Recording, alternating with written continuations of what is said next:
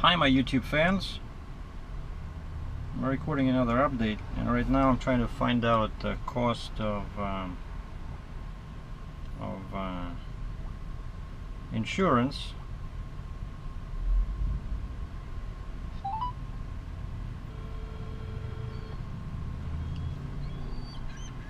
And they never call me back. Yeah, no one is calling me back today.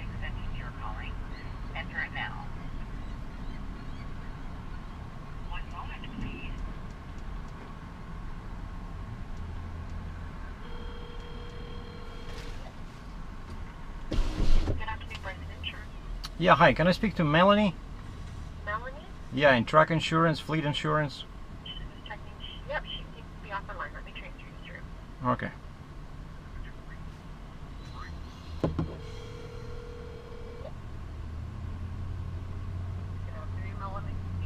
Yeah, Melanie, hi, my name's Sergey. I left you a message earlier about small business insurance for truck, transport, truck and trailer.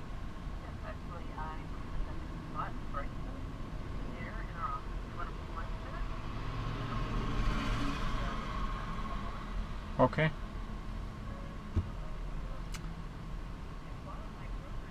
So I called them before and the lady was on the phone. So the receptionist says, I'll take down your number and they'll call you right back. Takes my number down. That was last week. Nobody calls me. Now I saved their website on my computer, you know, like in my favorites, and this morning I remembered that, hey, these guys never call me back, right? I want to know like how much they want up front, you know, because some places when you're get your carrier paperwork, they want like 3 months up front, you know. That's a lot of money. So I called them again, and after 10 minutes the lady finally figured out. Hi. Hi. Hi, okay, I'd like to get a little bit of Yeah. I'll see what you got. So can I have your first name, Sergey? Yeah, Sergey, S-E-R-G-U-E-I. And your last name? DRATCHEV, starts with a D as in David, DRATCHEV. D-R-A-T-C-H-E-V. Yeah, okay. But no, it's right now it's going on the conveyor tomorrow in Pennsylvania. It's a Mack truck, right? So they told me it'll be here in 2 weeks because I ordered this. Basically I bought it like 4 months ago and we were just waiting for the turn for the truck to be built. So, and I don't even have the full VIN number. I only have like a partial VIN number. But yeah, I'll have it in 2 weeks. But if you could send me some general information on what you need, then once the truck is here, we can go ahead and do this. Okay, so I'll have that. Okay, perfect. All right. Thanks very much. Thank you. Bye.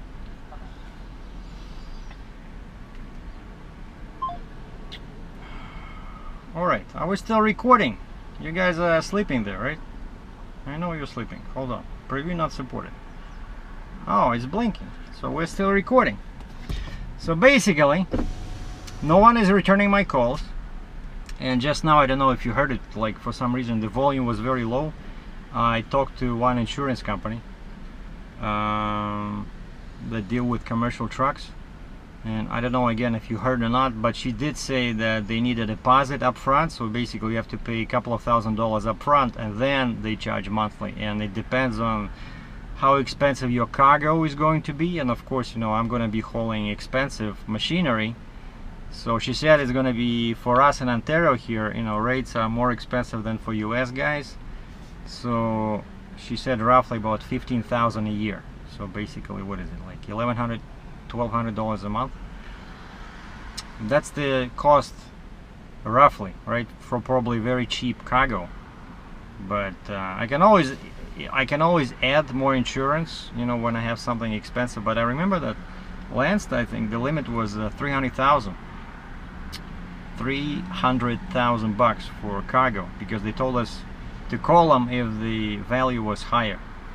So, but anyway, why I'm doing all this is because I lost faith in all these, you know, I was trying to find a job, right?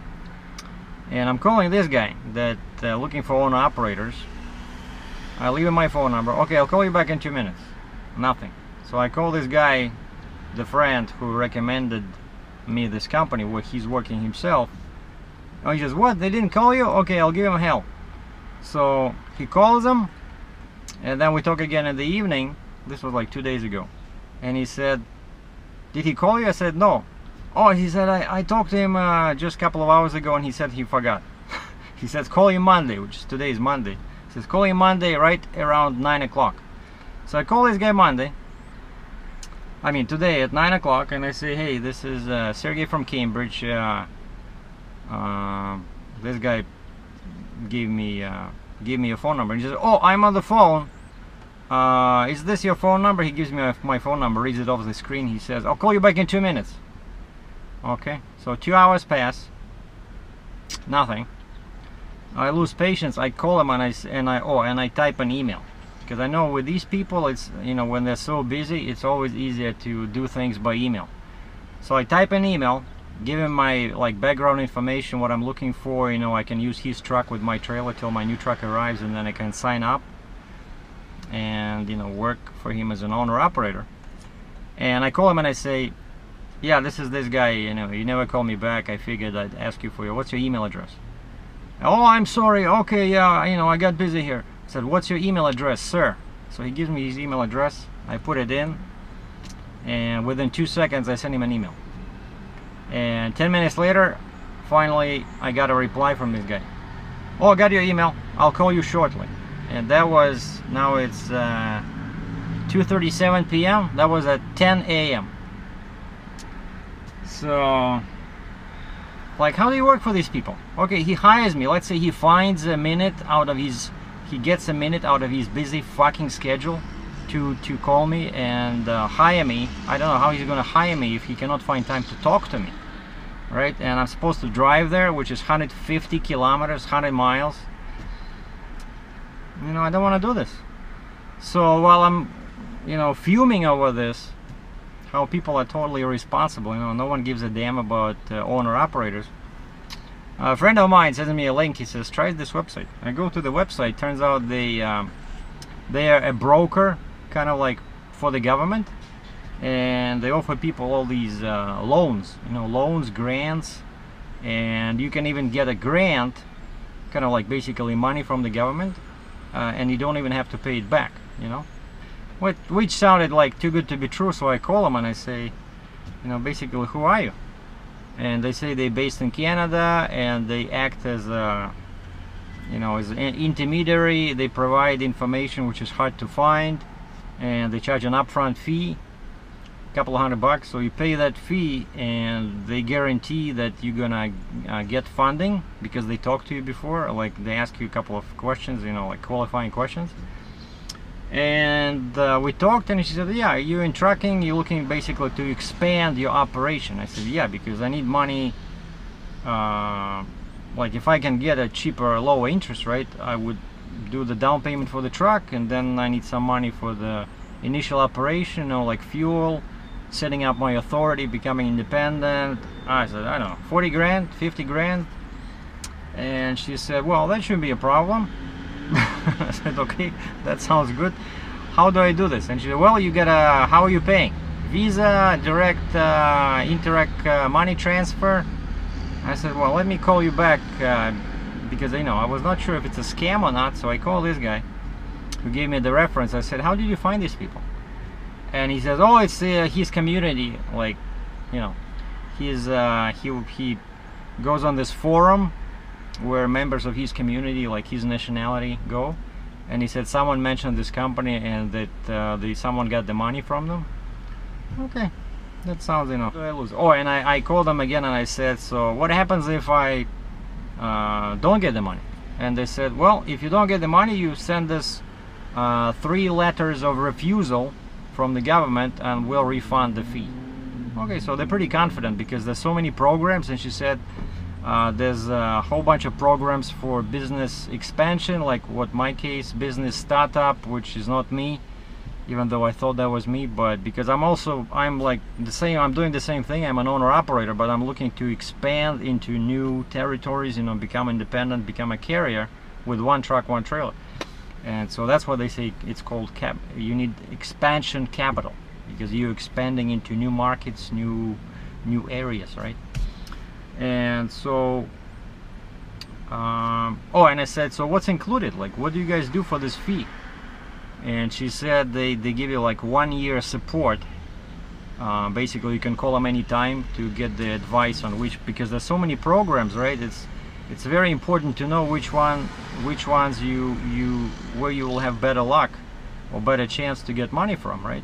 And she said that quite often people can qualify for a few programs, more than one, and then you can get money from both, you know.